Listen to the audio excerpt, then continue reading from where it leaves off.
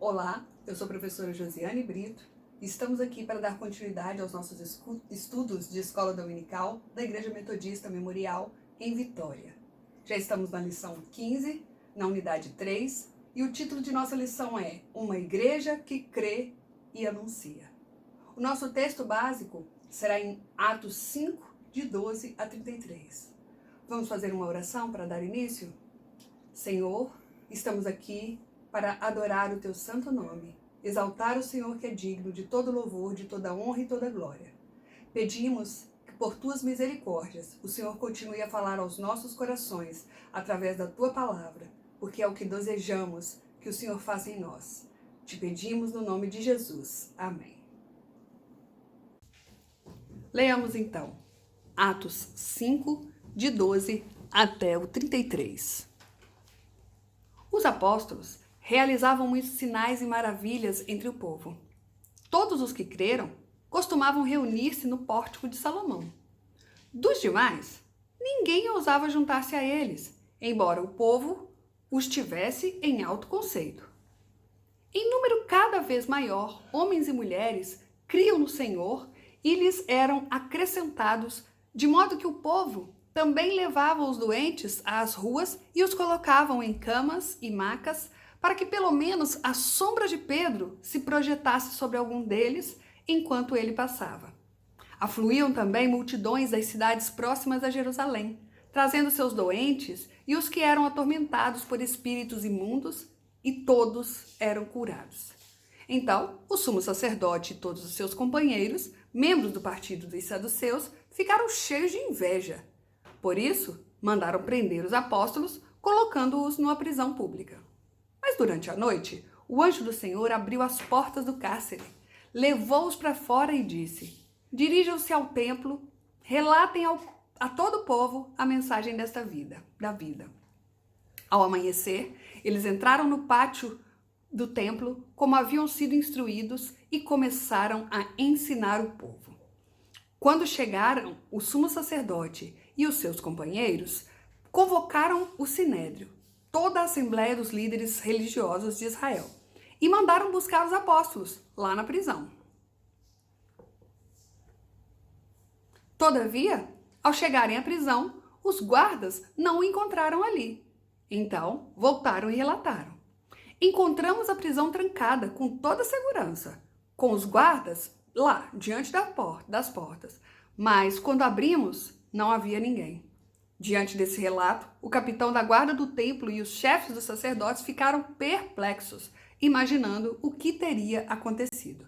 Nesse momento, chegou alguém e disse: os homens que os senhores puseram na prisão estão no pátio do templo, ensinando o povo. Então, indo lá com os guardas, o capitão trouxe os apóstolos, mas sem o uso de força, pois temiam que o povo os apedrejasse. Tendo levado os apóstolos, apresentaram-nos ao sinédrio para serem interrogados pelo sumo sacerdote, que lhes disse: demos ordens expressas a vocês que não ensinassem nesse nome. Todavia, vocês encheram Jerusalém com a sua doutrina e nos querem tornar culpados do sangue desse homem. Pedro e outros apóstolos responderam: é preciso obedecer antes a Deus do que aos homens. O nosso Deus, o Deus dos nossos antepassados, ressuscitou Jesus, a quem os senhores mataram, suspendendo-o no madeiro. Deus o exaltou, colocando-o à sua direita como príncipe e salvador, para dar a Israel arrependimento e perdão de nossos pecados. Nós somos testemunhas dessas coisas, bem como o Espírito Santo que Deus concedeu aos que lhe obedecem. Ouvindo isso, eles ficaram furiosos e queriam matá-los. Essa leitura está na linguagem de hoje, na linguagem de NVI, Nova Versão Internacional. Eu queria então conversar com você, meu irmão, minha irmã. Quais são os impedimentos que se levantam hoje para a gente anunciar o Evangelho de Cristo? Será que são os templos fechados? Porque nós temos que evitar, a disseminação do coronavírus? Isso impede a gente de anunciar a Cristo? Ou isso pode nos impedir de anunciar a Cristo?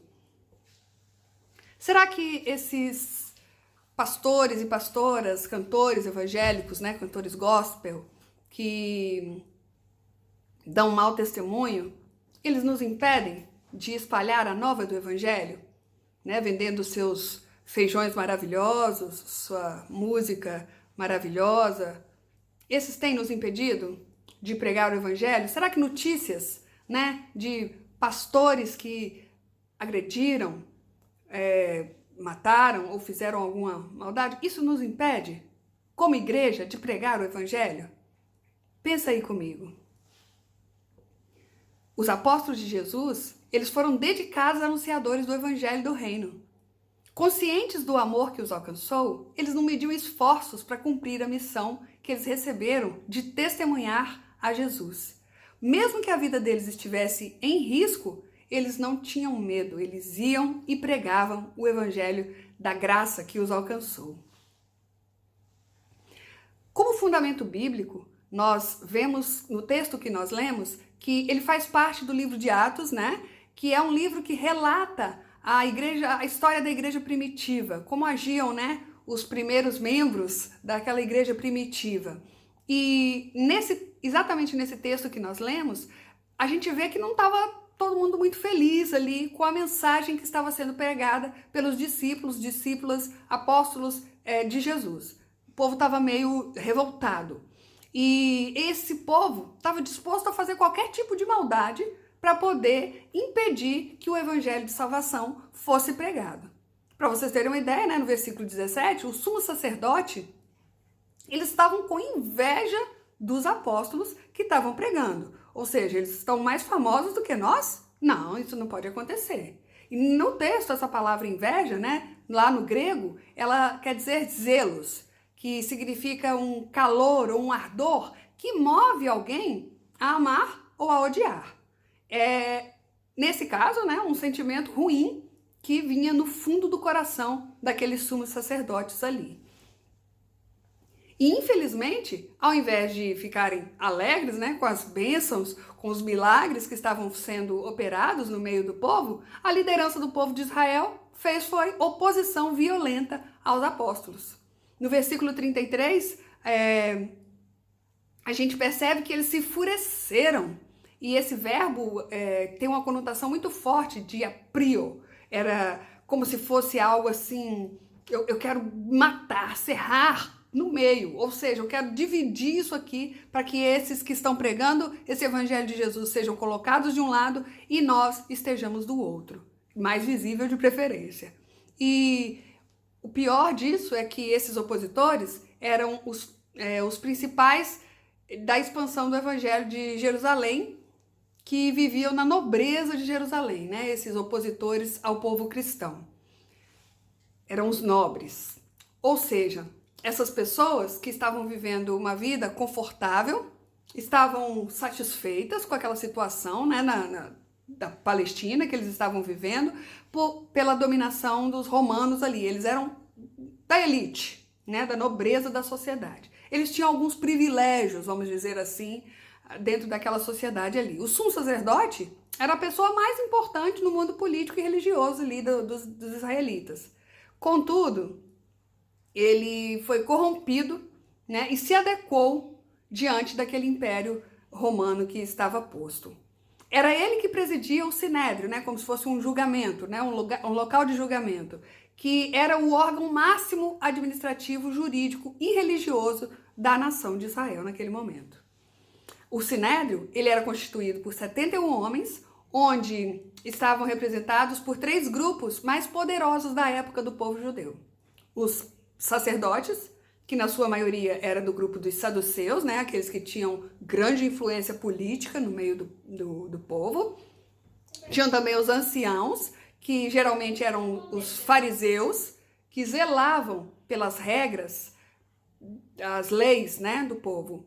E também os mestres e doutores da lei. O sinédrio, ele tinha grandes poderes para governar Israel, salvo em algumas situações que eles tinham que pedir a autorização do Império Romano, como no caso de Jesus, né? Eles tiveram que pedir para poder levá-lo à crucificação. A Bíblia conta que aquelas pessoas foram presas e jogadas numa prisão. E naquele momento era um lugar de humilhação, né? Naquele momento não, hoje em dia também a prisão é um lugar de humilhação. Mas para aqueles homens que estavam fazendo o bem, não dá para entender, né? Colocá-los numa cadeia. Mas foi isso que aconteceu. Eles foram colocados ali porque o sumo sacerdote achava que dali eles não iam sair, de jeito nenhum. O problema é que o sumo sacerdote desconhecia o poder maravilhoso de Deus. Por quê? Porque Deus envia um anjo para abrir as portas daquela prisão e diz para os apóstolos saírem e irem para o templo anunciar a salvação. Que povo corajoso esse, né? Saíram de lá, aí não ficaram com medo de serem presos novamente, não. Ao contrário, saíram de lá e foram pregar a salvação, a palavra do Senhor. Quando eles foram trazidos de volta para o Sinédrio, prestando conta, né, do que tinha acontecido, eles foram lembrados pelo sumo sacerdote que eles tinham sido proibidos de pregar o evangelho. Então Pedro tomou todo o poder do Espírito Santo que estava dentro dele, né, e declarou que é mais importante obedecer a Deus do que obedecer aos homens. E mais uma vez, Pedro mostra que ele pregava era a Deus, em quem ele tinha fé. Trazendo isso para os dias de hoje, como palavra que ilumina a nossa vida, um dos maiores privilégios da vida é ser alcançado pela maravilhosa graça de Deus. Disso ninguém tem dúvida. Quando você é alcançado por este amor, você se torna testemunha do Evangelho de Cristo. E quem vivencia essa experiência conhece o seu amor e sabe tudo que Jesus é capaz de fazer. Por isso, quem experimenta sabe que não deve deixar de falar daquilo que tem visto, ouvido e vivido, dos milagres que têm sido feitos na sua vida, das recuperações que Deus tem feito na sua vida, aquilo que você tem ouvido, né? E vivido também. Você não pode deixar de falar. O Senhor Jesus, ele nos escolheu para sermos as suas testemunhas. Olha que privilégio. E ser testemunha é justamente ser alguém que declara ter visto algo, ou ter ouvido algo, ou conhecido uma grande verdade, né? Conheço essa verdade. Então eu posso testemunhar dessa verdade porque eu conheço, eu provei dessa verdade. E Jesus, ele continua chamando as pessoas para o arrependimento, a fim delas alcançarem a nova vida que só ele pode oferecer. E, consequentemente, quem aceita Jesus ganha também a vida eterna, como nós, né, que ganhamos a vida eterna. Mas Jesus fala, né, lá em Romanos, Paulo, citando a carta aos Romanos, ele fala, mas como que as pessoas vão conhecer a esse amor salvífico se não tem quem pregue? Nós é que somos essas testemunhas, né? O texto de Atos nos apresenta algumas importantes considerações sobre seguir, não temer e anunciar a poderosa mensagem de salvação do nosso Deus. A primeira é que Deus nos liberta e capacita com o seu Espírito Santo para libertarmos outras pessoas. Vemos que os maiores opositores dos apóstolos no anúncio do Evangelho eram os próprios religiosos. Mera semelhança com hoje, né? Imagina.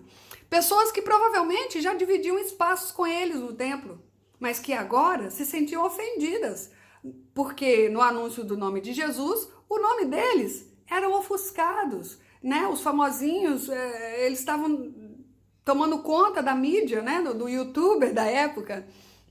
Lá, como hoje também acontece, né? O nome de Jesus às vezes ofuscado e nós querendo que o nosso nome apareça. E isso naquela época foi um grande problema. Eles viam nesses acontecimentos a diminuição da influência e do poder que eles detinham. Algo muito triste, né? Infelizmente, a gente encontra essa resistência muito nos grupos religiosos quando a gente se propõe a fazer aquilo que Cristo nos chama a fazer.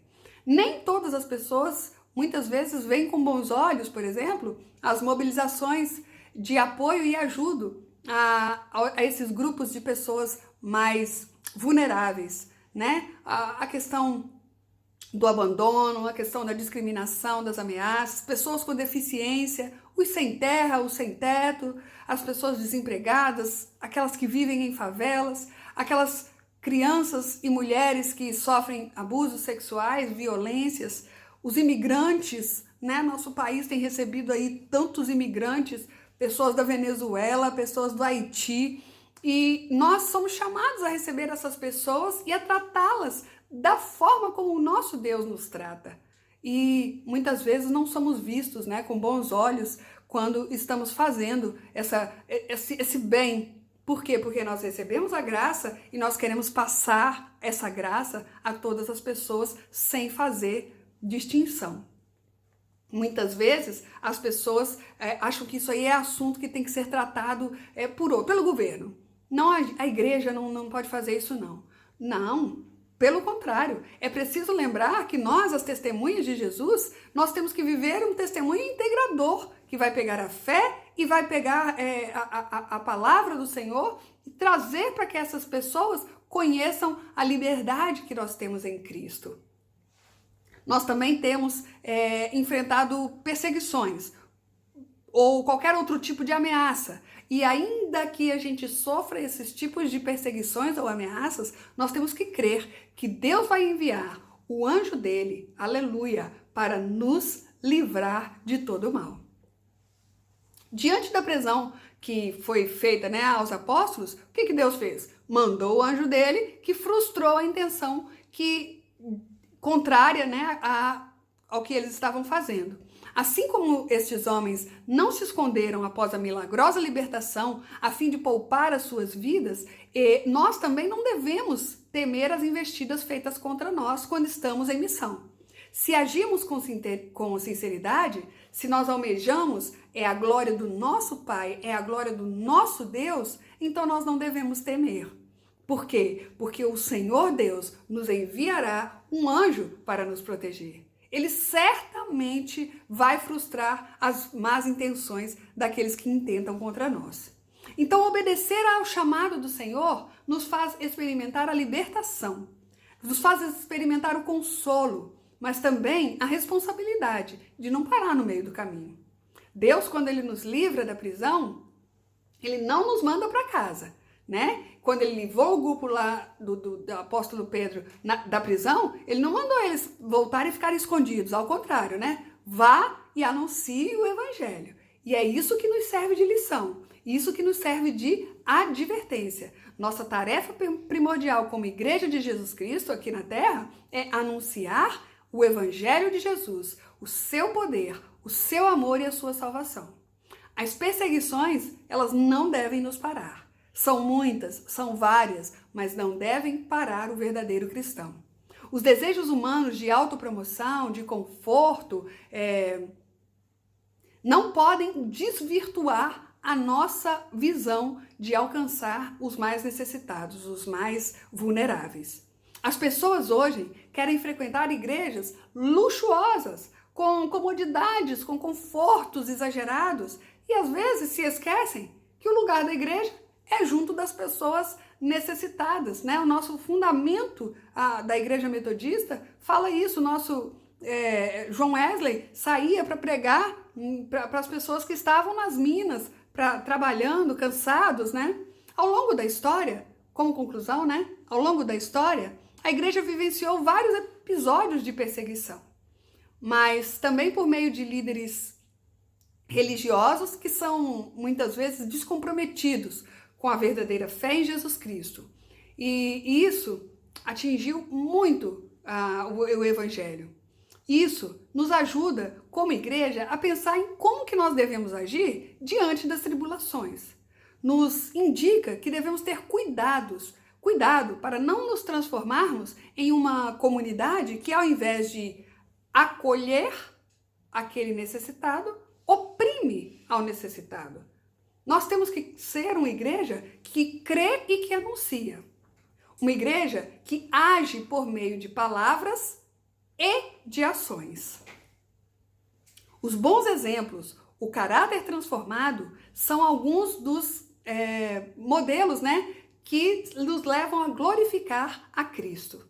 Mas, além disso, é preciso anunciar o evangelho que é libertador e salvador de Jesus Cristo. Quer usando a Bíblia para pregar e ensinar, quer colocando em prática o evangelho que somos desafiados a fazer.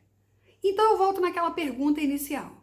O que impede a Igreja Metodista Memorial hoje de anunciar o Evangelho, meu irmão e minha irmã? O que a gente tem que fazer para superar? Bem, nós temos aí devocional diário acontecendo, né? Todos os dias, textos bíblicos para você se enriquecer, se encher do Espírito Santo. Temos dicas, né? Ligue para alguém, pregue a palavra. Quem planta, colhe, né? A pastora está sempre falando nisso. Nós temos as nossas células acontecendo nas nossas casas, a palavra do Senhor sendo trazida para dentro das nossas casas através de irmãos e irmãs corajosos na missão. E nós temos também o desafio Eu Mais Um, esse projeto que foi lançado, né? Então nós somos uma igreja que não está parada diante do momento que nós estamos vivendo de coronavírus. Ao contrário, nós não temos impedimento, nós temos que sair e pregar a verdadeira mensagem do Evangelho. Vamos orar? Senhor, mais uma vez, nós estamos na Tua presença, te agradecendo, Pai, por esses momentos de estudo, por esses momentos de aprendizagem daquela que é a Tua palavra. Isso muito nos alegra, Pai. Isso nos deixa, Senhor Deus, com a certeza de que o Senhor, através do Teu Espírito Santo, está nos instruindo verdadeiramente no caminho que devemos seguir. Que nós tenhamos realmente, Pai, esse caráter transformado para glorificar e exaltar o Teu santo nome na mensagem, Senhor Deus, que nós estamos levando a todas as pessoas. Nós queremos ter, Senhor Deus, esse bom testemunho para, Senhor Deus, que vejam em nós, como viram em Pedro, como viram em Paulo, como viram em grandes mulheres, Senhor Deus, da Bíblia, Débora, Ruth, que vejam em nós, Pai, mulheres, Senhor Deus, e homens do Senhor, discípulos e discípulas do Senhor, que pregam o verdadeiro Evangelho. Nós oramos agradecidos no nome de Jesus Cristo, nosso Senhor. Amém. Graça e paz, amada igreja.